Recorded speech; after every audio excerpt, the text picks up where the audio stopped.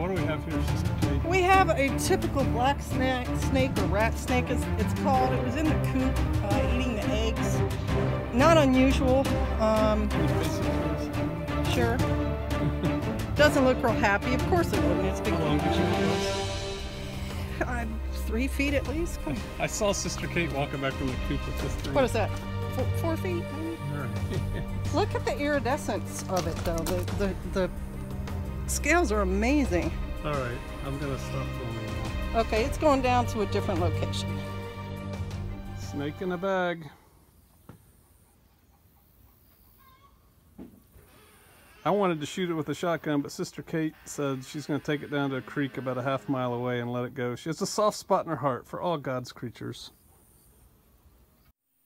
I'm going to take this snake down to one of the outhouse locations. We have 4 of them on this land. And I'm going to release it there because I want it to do what it normally does. I want it to prey upon rodents. And there's probably 2 of them. A lot of times you'll see them showing up, as Home Skillet did a video recently, later in the summer when eggs are really starting to get developed. If your hens have been sitting on your eggs and you've got chicks in there, I think the snakes have some kind of internal calendar that tell them it's time to go get them, and they will get more bang for their buck if they eat an egg with a developing embryo in it. Because our rooster was killed earlier, a raccoon got it. I'm pretty sure I did a video about that too. Our hens' eggs will not be fertilized. So they are not getting the same nutrition that they would have gotten. But apparently it's still good enough because the snake was in there. And I thought it was interesting. I was getting 3 eggs a day, even just last week. And then for the last 2 days I went in there, no eggs. And I thought, that's interesting. Your chickens will go into what they call a molt, which is a month right around September, October, when they lose all their feathers, and they usually stop laying during the molt. If you have a light in your coop, they will continue to lay on in through the winter time, but if you don't, like we don't, often the molt will mark the end of your season for getting any eggs, and then they will pick back up in the spring when the daylight increases. The eggs need 14 hours a day. So I thought maybe molt was starting, but it's not. It's snake. Anyway, I'm going to hoof it on down there to release this guy, and I'll talk to you a little bit later. So this is the second part of the snake video. I now have snake in a bag.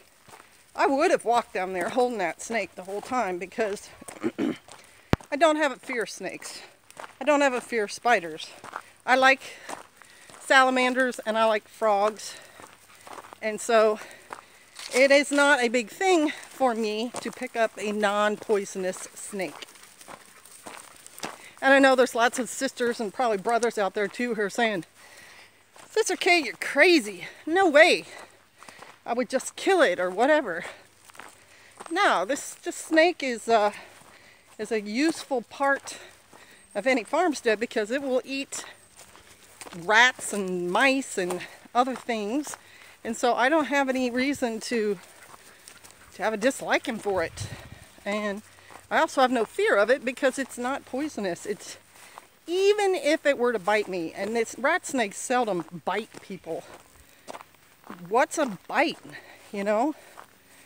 I've had bites before. I've had other things like my sprained ankle that hurt a lot worse than that.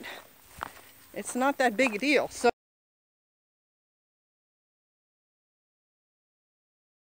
So here we are down by the outhouse, and here we go letting the snake go.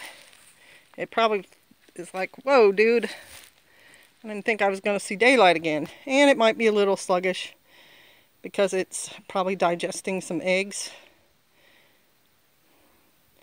But hopefully it will just decide it wants to live in and around that outhouse.